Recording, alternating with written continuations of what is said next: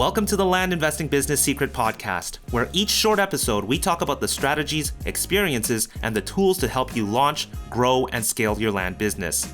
Learn how to find freedom within your own business, find out ways to build consistency in your processes, and hear how other everyday land investors are winning so you can get to the next step closer to building your dream life through your land business. And I'm your host of the Land Investing Business Secrets Podcast by Pebble, Jessey Kwong. Hey, how's it going? It's Jess. Oh, sorry, let's start again. Hey, how's it going? It's Jessey here from the Land Investing Business Secrets Podcast. I've got two guests here. They actually both run different land businesses. I'm really excited to share, get them to share some of the insights that they have, especially as of lately with land and what they're seeing, what marketing is working for them, the kind of deals that they're doing, and are they actually going to be scaling up in this time with what's going on in land? So I'm excited to have both Hunter and Kevin come on the show and explain to you guys what's going on in their land business. All right, everybody, we've got our special guests here, Hunter and Kevin. How are you both doing? Doing great, Jesse. Doing good. Doing good. Thanks for having us on. Yep. It's always tricky when you're on when you got two guests and it's like you guys are like, okay, who's gonna talk first? So I'll try to take my time with that. Anyways, you guys running a successful and active land business, and you guys are turning it up. Obviously, Hunter, we've been talking and working in the background together a little bit. Would like to understand, why don't you guys give us a rundown? How did you guys get into land? When was that? And I'm going to follow up with some questions about how did you guys meet each other and how do you guys sort of function with each other? So let's just sort of start with the backstory here. Give us a little bit of an understanding of where you guys started. Yeah. Did you want to start, Kevin, on that? Yeah, I'll start. So I actually got into real estate doing houses. So I was doing flips with another investor. I'm in Chattanooga, Tennessee. He was in Houston. So I did that for 5 years. So literally starting off from hey, how to cold call, and then working into literally running his entire company for him. So we did probably 100 flips of houses. We did one one land deal, and I was like, okay, this is where it's at. And literally that day I was like, hey, I love you, man, but it's time to start my own land company. So kind of fast forward, and 3.5 years later, been in land since then. So that was what, a couple years ago type of thing? Yeah, 3.5 years ago. So I did it for 5 for the houses, and then switched over. I think it was probably 2022-ish is when I got into land, and then just kind of learned the business and went from there. So. I mean, we've talked plenty about house investing and wholesaling houses, and there's obviously a lot of parallels and, a lot. Would you say it's easier coming over to land? Land is 1,000 times easier than houses. Oh my gosh. I would, for house sellers, I would call them and there'd be 3 or 4 other people calling them that same day. I had to be so good over the phone that they were some of them were rapport building was a huge thing. They were inviting me to their kid's birthday party. I'm I'm in Tennessee. I'm not even in Houston. So I can't come to this party. But literally and follow up, you had to have the best CRM for following up, those kind of things. So, and I think with all the HGTV, flip this house. So everyone was I can do this. I've watched it on TV, so I can do it. So yeah, there was just so many people in there, and I never really, I thought about land a lot, but until we did that one deal, I was like, wow, this was so much easier. I didn't have to figure out repair costs, send someone out there, all that kind of stuff. So yeah. So those of you guys coming from the house world and listening to this, I mean, this has always been the common theme. Once you look at land, you never go back. So, all right. And then Kevin and Hunter, how did you guys end up meeting each other? Yeah. So just give a little background on my side too of it. Me and Kevin actually own separate land businesses. So he runs his own, I run my own.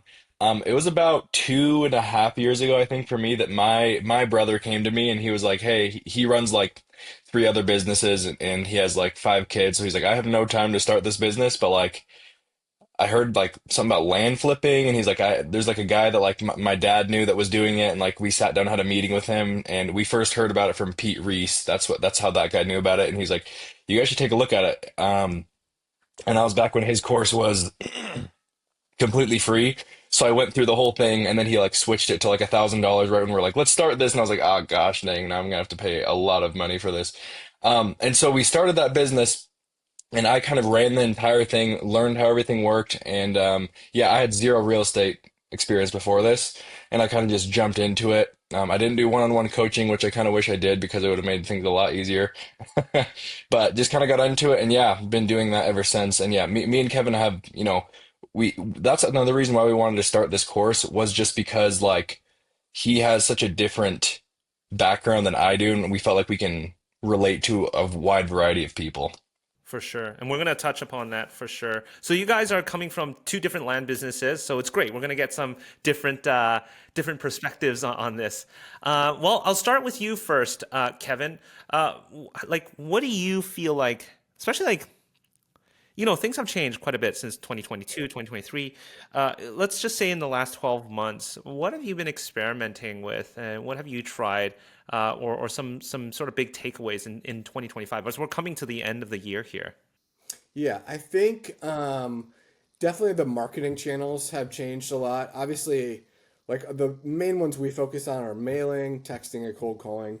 So mailing, I think the like the customized mailers are a big thing just because there's so many people out there just sending out like those white envelopes, just the one page kind of blah blah blah type of thing. So that's been a big thing with mailers, like make them customized, different colored letters, different stamps, all kinds of stuff just to get open rates higher. So that's been one big thing with the mailing. And then just texting and cold calling in general, I think more and more people have been like, hey, I also need to do texting and cold calling. And like I came from houses, that's all we did. So we didn't even do mailers. So that's all I kind of knew anyways. But yeah, texting and cold calling, really just having the right platform, I think is the big thing. Like there's so many out there. Some do this, some do that. So there's definitely benefits in each one. And then cold calling, I actually have, it's called Land Talk Pros. So I started that like a year ago because I'd reached out to other land calling companies and I really didn't like how they had it set up where it was like long subscriptions or it just didn't make sense to me and I wanted something more affordable. So I actually do that too. So like I have like 25, 30 land investors that do texting and cold calling through me as well, which we have in the course. So yeah, I know a lot about texting cold calling, not as much about mail. Hunter's kind of our guru mail guy. So Let's talk about mailing. It's so funny. We're working on a blog post right now because we have a lot of data analytics with mailing and deals that are getting done, obviously. And you're seeing this chart now where people are mailing less, but more deals are actually happening through mailing, which is incredible to see. I think the high price of mailing has pushed off a lot of people. But there seems to be like this resurgence in mailing. So I'd love to hear from you, Hunter. What are you doing with mailing, or are you only using mailing? Yeah, so I'm not only using mailing, but it is like our primary means of marketing. I'm doing cold calling. I was doing texting a little while ago, and we're thinking about doing cold calling, texting, and cold calling, anyway, and mailing. But yeah, mainly mail right now. What I kind of see and what my thoughts are on it is with mail, I do agree, it's gotten a little bit more expensive. A lot of people are like, I'm going to do cold calling or texting, which still are great marketing channels. But what I think is you either have to just because with our business, we're trying to scale it up. And so you're either trying to send out a bunch of like those letters that Kevin was talking about. We do a 2-page letter that has a purchase agreement in it. And it's not anything fancy. It's just like it's a white envelope. It's not like, the colored ones and all that stuff. Either you're gonna have to send a lot of those or you're gonna have to send out really, really customized mailers that you're gonna like be going, oh, I'm gonna send to this like 100 to this area, just be super, super hyper focused. And I think both can work. And I think we're doing the second option just because it's a lot. It takes a lot of research to do the first one, and to scale, it's really hard to do that. So we're just trying to send it out, and we're still getting deals from that. And we would have stopped doing mail a long time ago because it is expensive, but we're getting deals from it, and it can become something that's consistent and predictable if you kind of do it the right way. So I think now we're running to like the seventh or eighth guest of the show back to back, where mailing seems to be performing very well. Um, One of the interesting things that you mentioned is like, having tailored um, messaging on that letter, and you're getting hyper focused. When you're saying you're getting hyper focused, are you looking at subdivisions that you're like customizing the message for? Are you like what are you looking at to sort of determine how I'm going to carve this messaging out? Yeah, so honestly, I feel like we could do a better job at that. We're kind of just sending out a lot of mail, and I think because we're sending out so much mail, we could probably get a better response rate, to be honest, if I was doing more of a, for this area we're doing this, for this area we're doing this. We're just sending out that same two-page one everywhere we're at. Just because we're sending out so much, we haven't seen too much of a difference of it. That is something that can change and probably will change in the future, but just because we're sending out so much, it's still predictable and Okay, sorry, I then I misunderstood you. Okay, so you're doing the volume game with mailing. That's cool. Um, General ballpark, Hunter. How many? Let's just say leads come in per X amount of mailers. Like, are we looking at one per every 2,500 or a lot more than that? What do you see? Yeah. I mean, honestly, it's really hard because it really depends on the area. Because in some areas, like we send out not that much mail and we get so many people that respond. And then in other areas, we send out a lot and then we get like only a couple people like, what the heck? So it really just kind of averages out. I don't really know the amount of leads, but what I feel like the deals that we get, that's just like the way I think about it because I don't really keep track of the leads part, which I probably should, which is why I want to use Pebble. Um, is just it's about every 6,000 letters we send out, we get a deal, basically, is kind of how it is. And our average deal size right now is like a little bit over $20,000 in profit per deal. Um, so if you do the math there, for that many mailers, that's like a little over $3,000 for mail, and then it's like $20,000. And we're trying to rise that up to we're going to be more at like $35,000 profit per deal. But anyway, yeah, that's kind of some of our numbers. Yeah, no, that lines up. Yeah, again, really interesting. I can't wait to publish this blog post because we literally have some data analytics across the nation here that we're going to be able to show. But if you guys are listening right now and want to see some, want to get a grab or want to get a package of letters, head over to pebblerei.com/letters. We've got some really high customized stuff that even shows the map of the property and how we can do that at scale. So it's just a free download pack if you guys want to check that out. Definitely mailers is something that is really interesting. Now, you did mention that, about Pebble and that's sort of a tool that you're thinking about at this point. And we're working in the background on that. But what were you running your business on prior to that, Hunter? I only know about yourself, and I don't know too much about Kevin. But I'll start with Kevin. Start with Hunter here. Yeah, so because I actually knew about Pebble a long time ago, I feel like when I was looking into like what CRMs, um, and I was just trying to figure it out. And then my brother, he used something called Zoho CRM, and it's just like super cheap. You can start it for free, which now you can do that with Pebble. But with Zoho, I was like, and Zoho is not really meant for real estate or anything. It's just kind of really a general one. It almost feels like it's more for like e-commerce stores or something like that. But anyway, it's honestly been a nightmare to use it, and I just have been trying to figure out how to figure out how to use it. Watch so many different tutorials I got on. I was like, oh, this is awesome. I have a free CRM. How do I do anything? And so I was Like trying to taping stuff together. yeah, Yeah. exactly. Duct taping stuff together, and I was just like, "Oh, I can do so many automations with it. It has like a cool bunch of like API things that I could use." And I was trying to do that, but everything kept breaking every second. I was like, "What the heck?" And since we're trying to scale it up, I was like, "I need to look back into ones." And I remembered about Pebble, and I looked at that. I looked at a couple different ones, and since I'm doing mailing, this one just made it was just kind of a no-brainer to kind of look into Pebble and um, start integrating everything into it so that we can scale. Because I know for a fact we would not be able to scale with Zoho. Fair enough. Kevin, a question for you.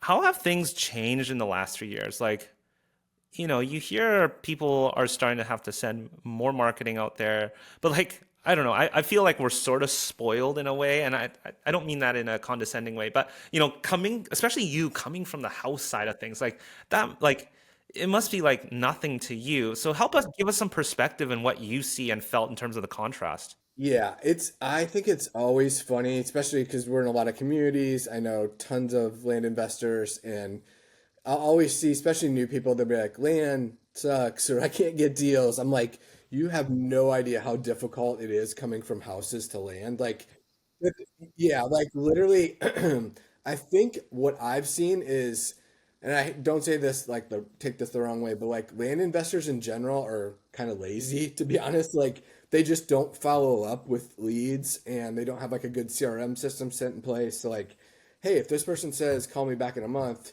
I'm gonna call them back in 2 weeks, or hey, reach out to me. I'm just not ready right now. Like literally follow up every month with them because what I learned from houses is like I would literally follow up every month with these people. And then when they were ready to sell, like maybe they got a letter, they'd be like, hey, Kevin's been calling me every month. That's the person I'm going to reach out to. And that's worked out with land really well too. Like I have one lady that I've been reaching out to like for probably like 6 months or so. And she's like, Kevin, I get 20 letters in the mail. People call me. But when I'm thought about selling, I thought of you because you call me every single month and we have a good connection. So I think we have it too good sometimes, and land investors just don't understand that. Like if you did houses for a couple weeks, you'd be like, "Wow, this is crazy." That's exactly how I felt coming from the house world. It is so hard on the house side. So that's interesting. So follow up is a big thing for you, and I feel like it should be for anybody in the deal making in the sales world. Like it's pretty rudimentary, and yeah, it's funny that we're seeing sort of a lot of people sort of giving up a lot quicker than they used to be in the land space. So I'm glad you sort of slapped a bit of reality in that. But in general, are there any other things that you're noticing in the last year here?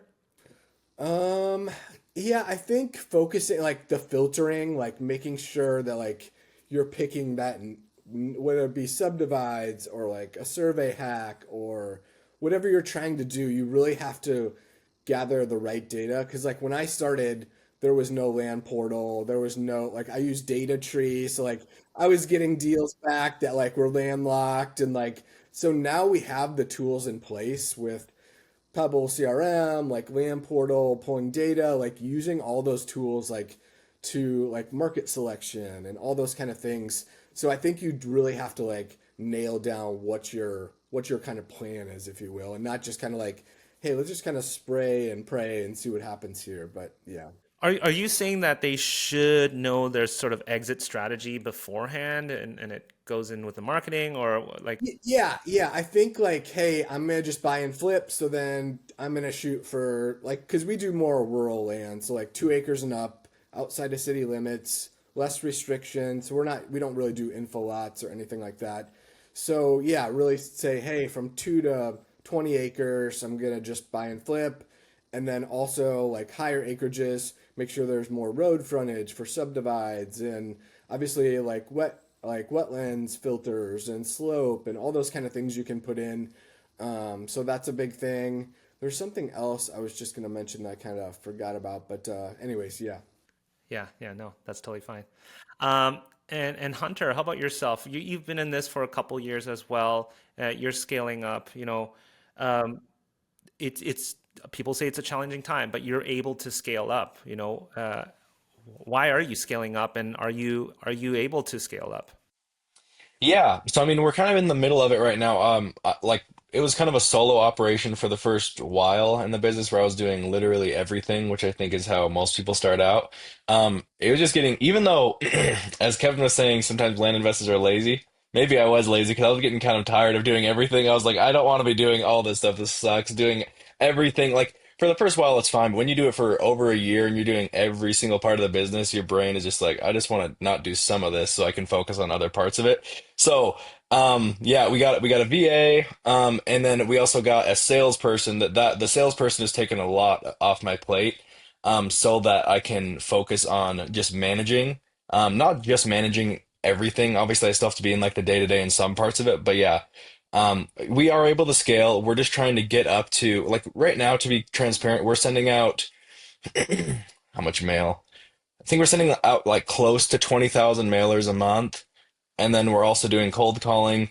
And then we're just trying to build it up to we're doing more and more mail and then more and more cold calling and then probably add texting in there. So yeah, we're able to scale. I would say, I mean, if you're coming into this and you have a real estate background maybe and you have a plethora of money, you can just kind of go into it and expect to be able to be fine scaling. But if you're starting out, and you don't have a lot of money, I would say just take it slowly. I would, if I was restarting, what I would personally do with mail specifically, I would just learn how to really, really niche down and find the small areas that like you can send really customized mailers to and get your first deal and then figure out where you want to go from there. Because I feel like that'll just help your brain. Because at the beginning, I remember me, I was like, I just want to get my first deal to see if this actually worked. Even though I saw so many people, like you'll watch this and you'll be like, oh, these two people are saying it works. These three people are saying it works.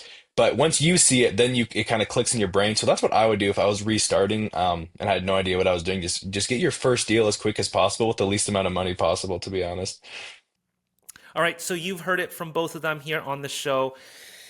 Having a platform to help you get started to manage the marketing. A lot of people say you don't need a platform or a CRM to get started. And I actually, obviously, I would go against that advice because in land, we are dealing with thousands and thousands of property records, even on the start date of running this business.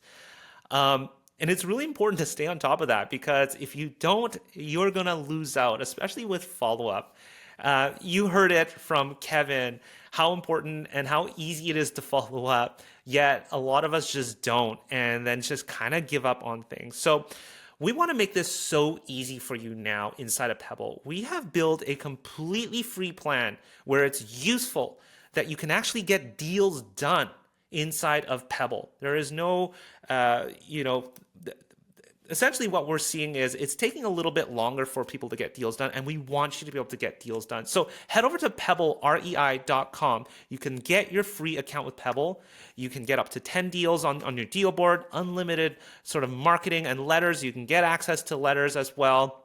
You manage all your property records, and when you get that deal done, now you're able to lock in some other sort of features like our intake agent with Pebble Intelligence and so on and so forth. There's a lot inside of Pebble that you can start using today completely for free. So head over to pebblerei.com. Under the pricing, there is a free plan. Now, if you're somebody who has team members already getting scaled, you'll probably want to head over to our growth plan. But anyways, head over there, get started today. Enjoy the rest of this episode here with Hunter and Kevin. Sure. It's funny because we do have some other guests.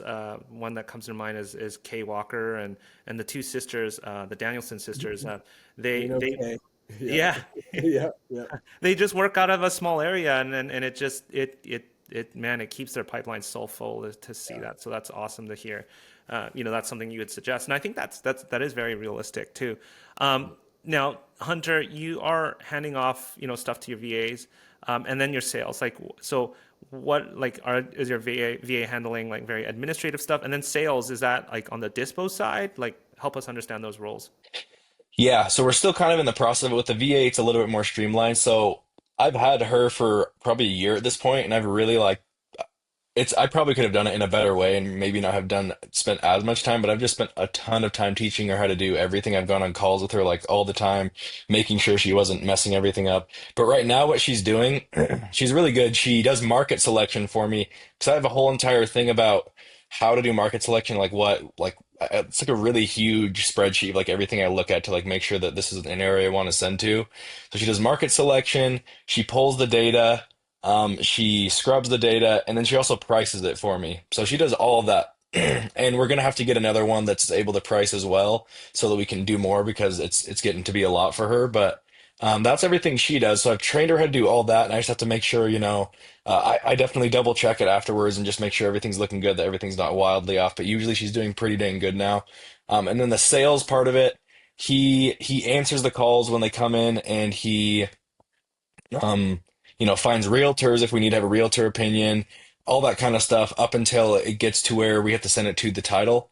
And I find the title company, I send it to them, and then I list it and, do like more of the dispo side of it. So that's kind of how it all works. Got you. Okay. It sounds like for both of you, I've heard this a couple times, like a lot of like no, I don't want to say a lot of success, but I mean some of the success of finding your deals is market selection. Um, I'm sure that's something you guys cover extensively in some of your education. I'd love to talk a little bit about that. And but at a high level, I mean, is there anything you guys can share with the listeners in sort of your insights when it comes to market selection? I'll start with you, Kevin. Yeah, I would say one thing that I've learned really well is I'll get like maybe I'll get one good deal somewhere and then I get a good realtor in that area. So I've done deals in probably like 6 or 7 states, but I have really good realtors in those areas. So then I'll basically, and they're like on call basically. So I'm just like, hey, what's working? What are the areas that are working? Obviously, you can go into like market selection, that kind of stuff, but they are like on the grounds. They know what's moving and what's not. So when you have that capability, like I've got a guy, literally, I call him, he goes out there that same day, looks at the land, tells me exactly what he thinks it's worth. So like I don't even have to do much. So I think are a huge thing. Like if you can get a couple really good realtors and be like, hey, what all counties do you do and what's happening in those counties? That's a good way. It's a little bit different than obviously doing all the research, but I do like have knowing, hey, they're on the grounds, they know what's happening. Because sometimes we're kind of at a high level that it's still hard to tell what's happening. So that's one kind of little tip that I do. So Hunter, Kevin, when you say you got a guy, how does somebody get their guy? You know, it's like you're telling people here, hey, you got to find a realtor. How can somebody, like, what's a good angle for somebody to come at a realtor brand new and want to build that relationship? Like, what's one thing they can sort of offer or use as an angle to sort of build that relationship? yeah. So whether you go to Zillow or land.com or whatever, what I'll look for is if it's marketed correctly. So it's got aerial views, it's got great photos, the description sounds really good. So I'll reach out to those people and then I'll see who responds the fastest to me. So like I'll talk to multiple people and whoever responds the fastest, that's usually who I'm working with because I'm very like kind of anal about like someone texts me, I have to text them back, or it drives my wife insane. But like I have to like have communication a lot, and Hunter probably knows this. So like once I get a realtor that's like, hey, he's back and forth, he responds to my or he or she responds to my text, I'm like, okay, now you know, hey, I'm gonna do a lot of deals in your area, and then that connection kind of forms right there. So I can usually tell after talking to him, yeah. So you just got really good communication etiquette, but Yeah, you know, yeah. what's that first message somebody should send to a realtor? Like if they're going to reach out to four or five of them, like what should they say? Yeah, I basically say, hey, I'm a land investor. I buy a lot of properties in your area. I need a little help on this one I'm purchasing. And just FYI, I'm going to be buying more properties in this area.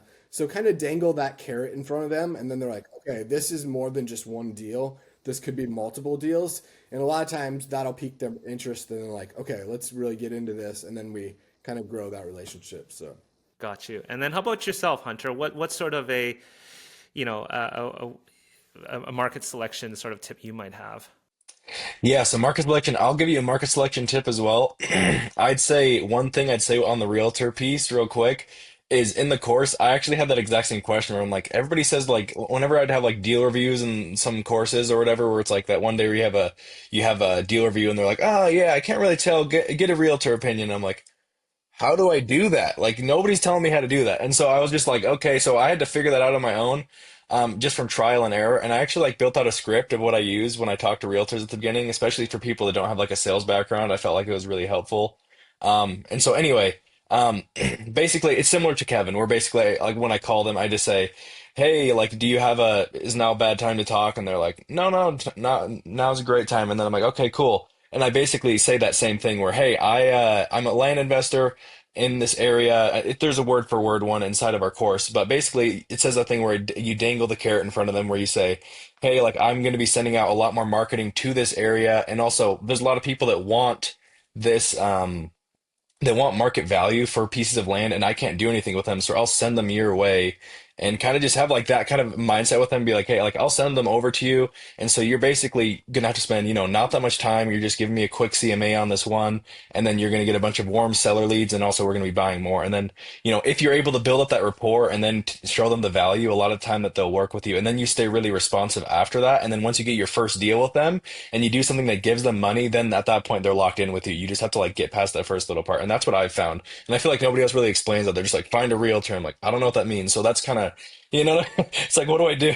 Yeah, you're calling out to everyone, and there's just so many realtors in general that like half of them don't call back, and it's just like once you get a good one, it's just like stick with that, whatever area. They'll usually do multiple counties, all that kind of stuff. So I love that. I'm glad I pressed for that from you guys. So you guys have talked about it here, and we mentioned it.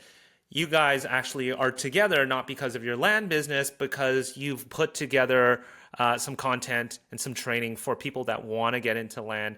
Um, Help us understand what do you guys what do you guys have put together here? And how can people sort of reach out to you and be useful to you?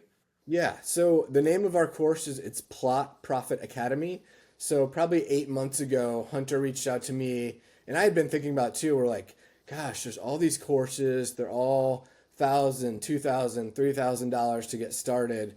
We're like, oh gosh, we can make a course that's better than everyone else's, a fraction of the price, all the modules, all the like deal reviews, all that kind of stuff. And we literally took months. Like I was in my garage doing like I had a blue screen. Hunter had that, so we're doing all these videos.